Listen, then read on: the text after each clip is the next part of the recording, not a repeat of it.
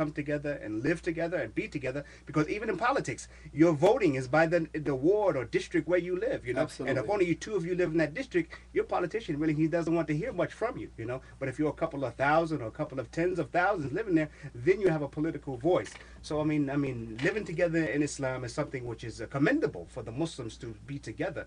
But I mean, as a catalyst for these other things which you spoke of, living together would be on the roadmap to getting to those things.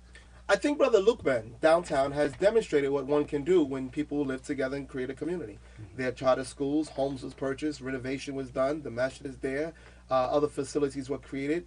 I believe that what we're lacking is a serious, comprehensive vision for the total approach of what our needs and necessities are, or what our needs are. And by that, what I mean is that, okay, let's say, for example, we have a public school in our community that needs teachers. Why don't Muslims become teachers in the public school institution? Because if you have teachers in the public school institution and you have 1,000 or more Muslim students in the public institution, we will be able to shape an environment that is conducive for our children. If we need to build our own schools, I still recommend that we create charter schools and use our taxpayers' dollars, the tax dollars that we give to the government, that we utilize that funding like others are doing. There are all kinds of ethnic and religious community groups in North America today that are using government funds to build charter schools that still promote their doctrine. In fact, brother, I just seen something recently on the internet. You can research this.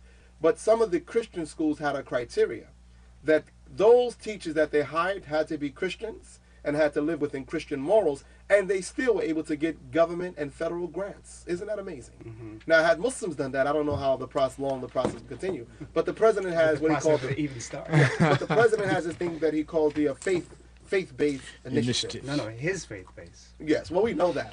Well, I wouldn't expect anything less. But what I do believe, brother, is we need a planning session where the great minds in the Muslim community come together, and we design a strategy for the next 50 years.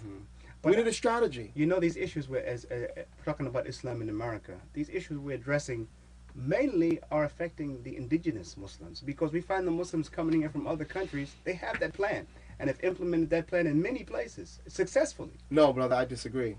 Okay. And I travel a lot by the grace of Allah, most of the Muslim children in America are being sucked in by the negative Western cultural phenomena and hip-hop. Look, brother, you got kids from Pakistan and kids from Egypt. I mean, you got children right now rapping at the pyramids right now in Egypt trying to create hip-hop videos.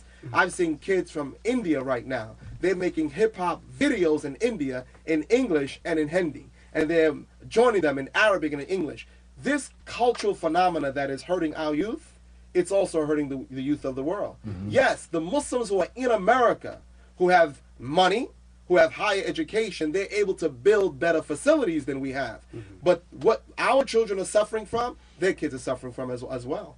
But the significant difference is, they're still able to maintain a certain cultural discipline of seeking higher knowledge and a better way of life. But let's remember also that a lot of the Muslims in America are the cream of the crop of the world of Islam. Meaning they didn't come to America as slaves and on a ship. They came to America with masters and PhDs. And one thing that's beautiful about the American people or the American government is they understand if they find a genius anywhere in the world of Islam.